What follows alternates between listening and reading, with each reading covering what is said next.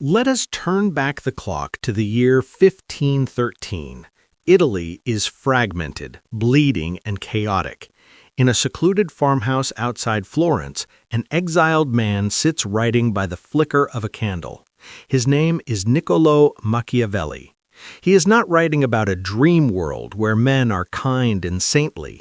He is writing about the real world where power is the only truth. This slender volume, The Prince, would become the most dangerous manual in human history on how to seize and hold a throne. Machiavelli begins by classifying states not by their morality, but by their mechanics. According to Machiavelli, all states are either republics or principalities. Principalities are divided into two, hereditary or new. For hereditary rulers, governing is easy. The people are accustomed to the royal bloodline. As long as the prince is not incompetent and maintains old customs, the throne remains as solid as rock. The stability lulls men to sleep, making them forget the desire for change. But the true nightmare lies in new principalities. This is where blood flows like rivers. When a new man seizes power, he faces a brutal paradox. He must harm those who helped him rise because he cannot satisfy their ambitions, and he is hated by those loyal to the old regime. Machiavelli warns, men change their masters willingly, hoping that things will improve, but they soon realize they have been deceived. So how does one rule a newly conquered land with different languages and laws? Machiavelli offers a cold solution. Extinguish the entire bloodline of the former ruler, or more ruthlessly, move the capital there to reside and surveil or establish colonies. Do not send large armies to occupy, for military costs will devour profits, turning the conquest into a burden. He cites the Romans and Spartans. The Spartans held Athens but allowed them to keep their laws, and they lost everything. The Romans were different. They razed Carthage, they destroyed Capua, and they held their power. The lesson is clear, quote, "Whoever becomes the master of a city accustomed to freedom and does not destroy it may expect to be destroyed by it." Freedom is a rallying cry for rebellion that is never forgotten. But where does power come from? There are two paths, virtù, talent or skill, and fortuna, luck. Those who rely on talent, like Moses, Cyrus, or Romulus, they face immense difficulty in acquiring power but hold it with ease. They are like archers aiming at a distant target, knowing the strength of their own arm. They create opportunity out of nothing. Conversely, those who rely on fortuna, luck, or the arms of others, to rise are like trees without roots. Cesare Borgia is the prime example. He gained power through his father, Pope Alexander VI. He was talented, ruthless, and did everything right, but when his father died and he himself fell ill, his empire collapsed. Fortune grants power but can snatch it away in the blink of an eye. There is a third path, sclera, crime. Agathocles of Sicily slaughtered his senate to seize the throne. Machiavelli admits, to slaughter fellow citizens, to betray friends, to be without faith, these methods may gain empire, but not glory. Cruelty must be executed all at once, swift and brutal. Cruelty applied little by little only fuels the people's hatred over time. To end Part 1, Machiavelli discusses the claws of power, the military. He despises mercenaries. They are disunited, ambitious, and cowardly before the enemy. A prince who relies on mercenaries will never be safe, for in peace they despoil him, and in war they desert him. The ultimate advice? A prince must have his own arms, citizens fighting for their country, their families, and the prince himself. Only self-reliant force is a stable foundation. Without a sword in hand, all words are meaningless. We now enter the core and most controversial part of the book. Machiavelli shatters the image of the morally perfect king. He says, "Many have imagined republics and principalities that have never been known or seen because there is such a distance between how one lives and how one ought to live. A man who wishes to make a profession of goodness in everything must necessarily come to ruin among so many who are not good. The prince must learn how not to be good and use this knowledge according to necessity." Let us discuss generosity. It is good to be thought liberal, but if you are truly generous, you will squander your resources. You will then have to tax the people heavily, and they will hate you. Therefore, a wise prince should not fear the reputation of being miserly. His parsimony allows his coffers to be full to defend the state without exploiting the people. Eventually, they will deem him generous because he takes nothing from them. On cruelty and mercy. Cesar Borgia was considered cruel, but that cruelty brought order and unity to Romagna. The Florentines were merciful. They allowed factions to fight, leading to destruction.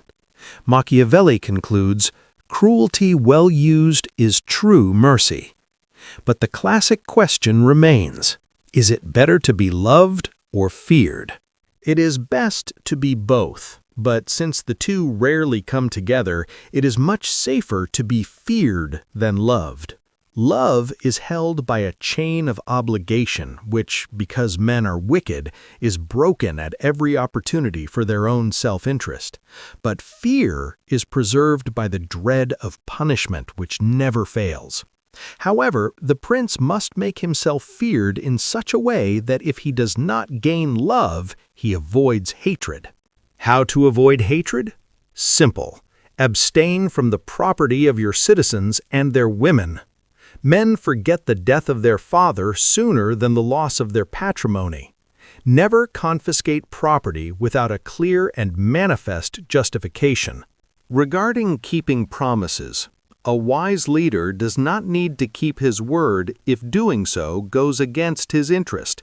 Since men are wretched creatures who would not keep their word to you, you need not keep yours to them. But you must be a great pretender and dissembler. You must appear religious, faithful, and humane.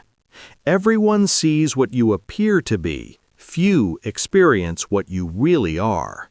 This is Machiavelli's greatest metaphor, the centaur Chiron, half man, half beast.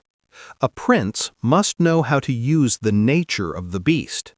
He must be a fox to recognize traps, and a lion to frighten the wolves. The lion cannot defend himself against traps, and the fox cannot defend himself against wolves. Those who simply act as lions are stupid. The wisdom of the fox lies in concealing one's nature. Pope Alexander VI did nothing but deceive men, and he always found those who would be deceived because he understood this aspect of the world well. The prince must be a master actor on the political stage. A prince must also avoid contempt. He is despised if he is considered changeable, foolish, effeminate, or irresolute. He must show greatness, courage, and gravity in all his actions. A prince with a great reputation is difficult to conspire against or attack. To end Part 2, Machiavelli reminds us, a wise prince must cunningly nourish some enmity, so that by suppressing it, his greatness shines even brighter. Power is not just about holding it, it is about the performance of strength. We reach the final chapters. How does one hold the throne against unforeseen events? First, fortresses. The best fortress a prince can have is not to be hated by the people. If the people hate you, walls, no matter how thick, cannot save you from enemies outside combined with rebels inside. On advisors. A wise prince is known by the men he chooses to keep around him, but there is a pestilence in courts, Flatterers. To avoid flatterers, you must let people know that telling the truth does not offend you. However, if everyone speaks the truth, you lose respect. The solution is to choose a small group of wise men and grant them alone the freedom to speak the truth, but only when you ask, not whenever they wish. You must listen, but the final decision must be yours and irrevocable. A prince who relies on the advice of others without his own wisdom will soon be torn apart. Machiavelli delves into the philosophy of fortuna, or fortune. He compares fortune to a raging river. When it floods, it destroys everything. Men cannot stop the flood, but in calm times they can build dikes and dams. So it is with fortune. She shows her power where there is no virtue prepared to resist her. He also compares fortune to a woman. Fortune is a woman, and if you wish to master her, you must be bold, even rough with her. Fortune is more submissive to the young, the impetuous, and the bold than to the cautious and old. This was a radically bold thought for the time. Man can tame fate through will. Looking at contemporary Italy, Machiavelli sees a tragic scene. Leaderless, lawless, beaten, despoiled, torn, overrun. He argues that this collapse is because Italian princes relied on mercenaries and lacked military talent. They let the river of fortune wash them away. But in this extremity, opportunity opens. Just as the Israelites needed to be enslaved to reveal Moses' talent, Italy needed to be crushed to await a redeemer. Machiavelli dedicates this book to Lorenzo de' Medici, hoping the illustrious Medici house will rise to accept this mission. He calls for a just war. War is just when it is necessary. Arms are permissible when there is no hope except in arms. He dreams of a unified Italian army under one flag, driving the barbarians, French, Spanish, Germans, out of the peninsula. The book concludes with an emotional poem by Petrarch. Virtue against fury shall take up arms, and the combat will be short, for the ancient valor in Italian hearts is not yet dead. It is the cry, the hope of a passionate patriot hidden behind the mask of a ruthless political scientist. The Prince is not just a book on how to be a king. It is a mirror reflecting the naked nature of human power. 500 years have passed, dynasties have crumbled, but the foxes and lions are still silently ruling this world. Are you ready to see them?